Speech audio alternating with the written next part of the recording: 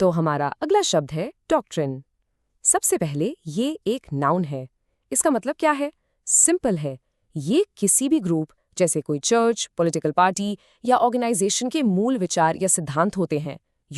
वो बिलीव्स जिनके आधार पर वो पूरा ग्रुप चलता है और दूसरों को सिखाता है। चलिए इसका एक एग्जाम्पल देखते हैं ताकि आसानी से समझ आ जाए। सोच लीजिए आपने न्यूज़ में सुना, the president announced a new foreign policy doctrine.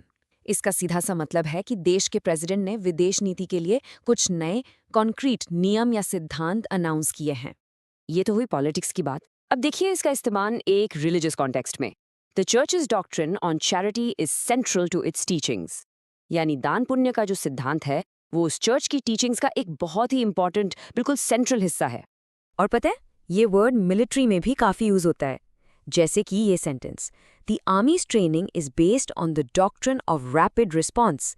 इसका मतलब ये हुआ कि आर्मी की ट्रेनिंग का मूल मंत्र ही है रैपिड रिस्पॉन्स, यानी किसी भी हालत में तुरंत और तेजी से एक्शन लेना। अब एक रियल लाइफ हिस्टोरिकल एग्जाम्पल लेते हैं जो काफ़ी फेमस है। The Monroe doctrine shaped American foreign policy for over a century. ये एक ऐसा पावरफुल सिद्धांत था जिसने अमेरिका की फॉरेन पॉलिसी को 100 साल से भी ज्यादा तक शेप किया। सोच के देखिए, एक डॉक्ट्रिन कितना असरदार हो सकता है। ठीक है, अब जब आप डॉक्ट्रिन का मतलब अच्छे से समझ गए हैं, तो चलिए इसके कुछ सिनोनिम्स यानी इससे मिलते जुलते शब्द देखते हैं। वो हैं क्रीड, बिलीफ, प्रिंसिपल और टेनेट।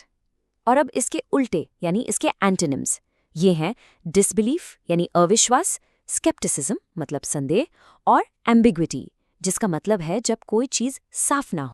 बस आज के लिए इतना ही। मिलते हैं नेक्स्ट वीडियो में। Happy learning. Bye bye.